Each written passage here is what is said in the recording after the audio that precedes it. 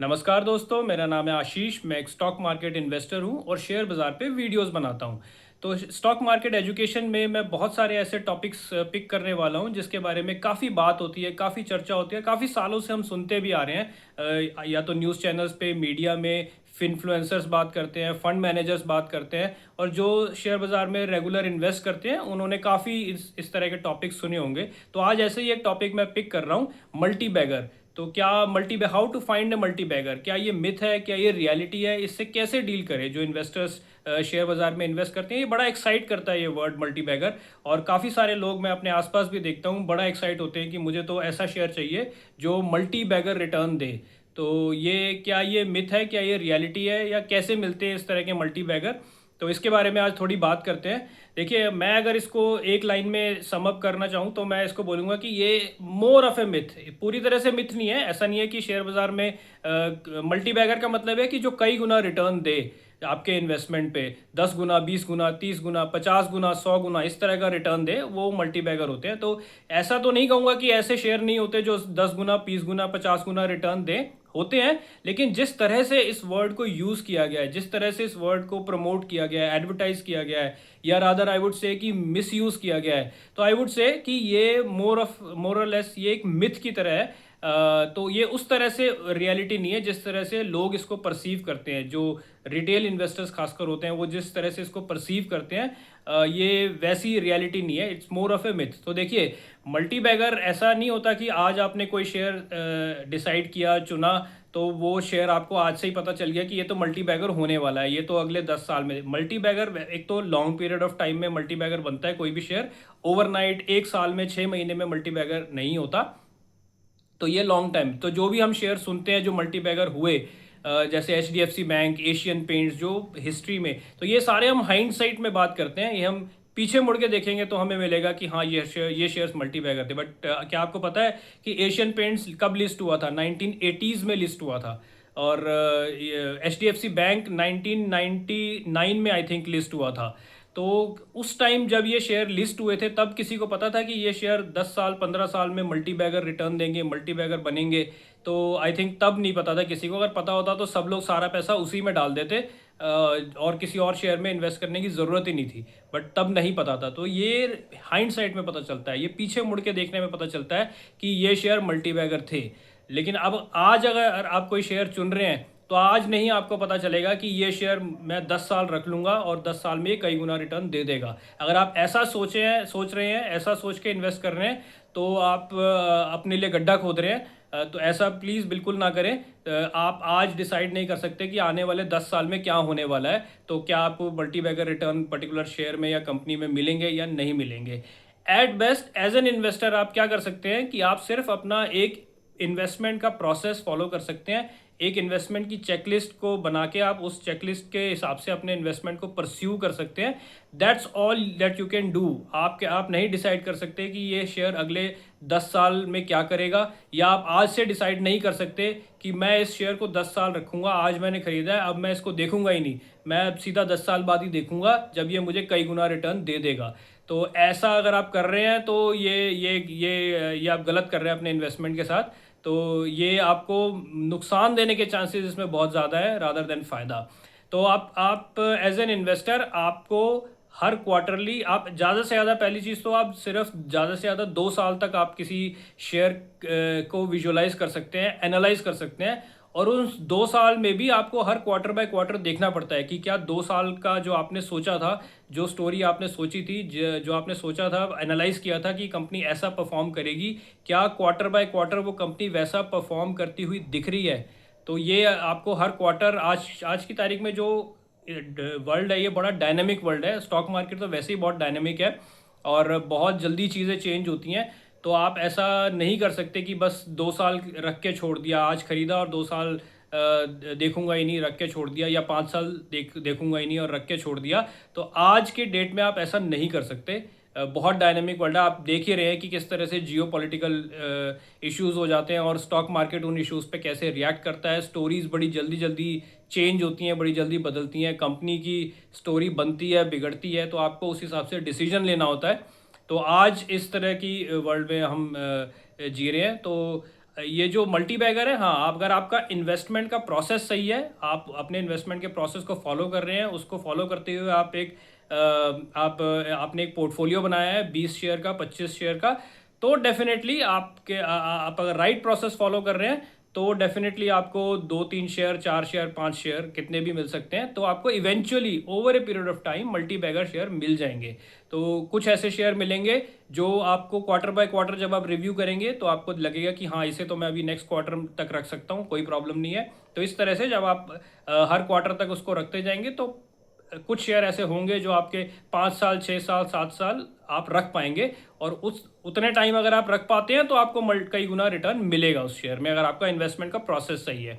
तो ये जो शेयर जो एचडीएफसी बैंक वगैरह में जो आप न्यूज़ पे सुनते हैं, जो आप टीवी चैनल्स पे सुनते हैं, फिनफ्लुएंसर्स एग्जांपल देते हैं, तो इनमें जिन्होंने मल्टी बैगर रिटर्न बनाए, एक तो सब नहीं बना पाए। आप कभी अपने आसपास देखिएगा कि कितने लोगों ने जो उस टाइम इन्वेस्टमेंट करते थे, कितने लोगों ने 1999 में एचडीएफसी बैंक लिस्ट हुआ था, कितने लोगों ने एचडीएफसी बैंक में इन्वेस्ट किया। एक वेरी वेल नोन कंपनी थी, ये शुरू से ही वेल नोन कंपनी थी, कोई ऐसा हिडन स्टॉक नहीं था ये, बट हम अपने आसपास इसके ब्रांचेस भी देखते थे।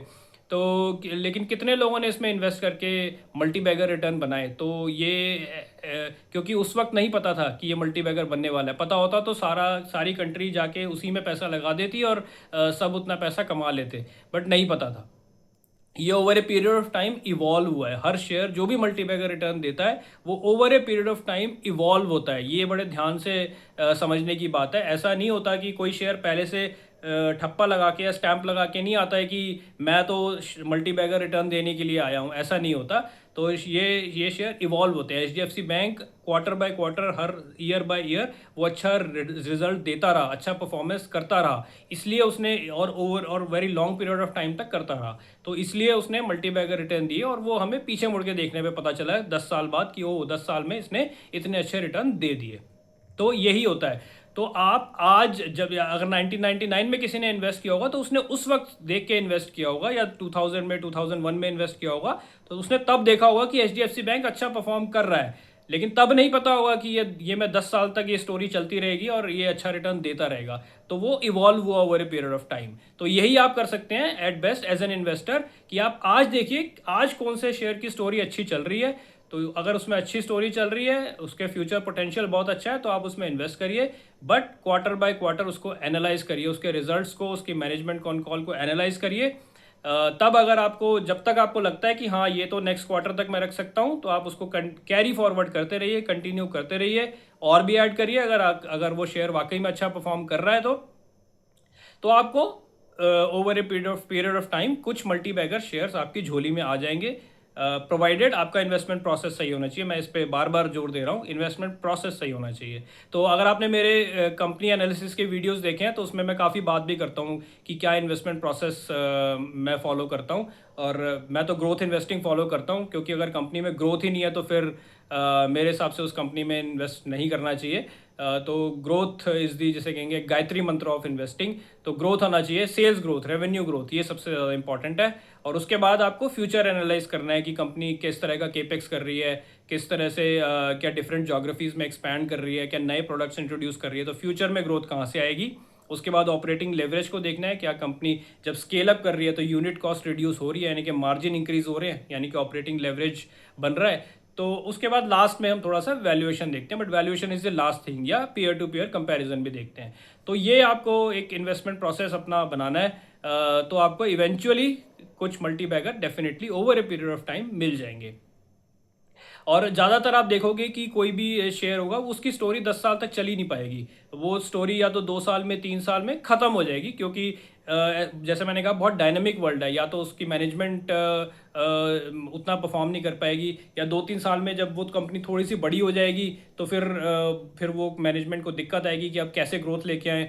तो या फिर कुछ एक्सटर्नल फैक्टर ऐसा हो जाएगा, तो कुछ भी ऐसा रीज़न हो जाएगा कि बहुत कम ऐसे शेयर होंगे जो उतना लंबा 7-8 साल, 10 साल की स्टोरी जिनमें चलती रहेगी। तो अदरवाइज आपको उससे पहले ही शेयर में निकलना पड़ेगा। But that does not mean कि अगर आपका प्रोसेस सही है, 2 साल, 3 साल भी आप उस शेयर को रख पा रहे हैं, और वो शेयर अच्छा परफॉर्म कर रहा है तो 2 साल 3 साल में भी वो अच्छा रिटर्न आपको दे देगा। दैट डज नॉट मीन के मैक्सिमम शेयर आपको रिटर्न नहीं देंगे।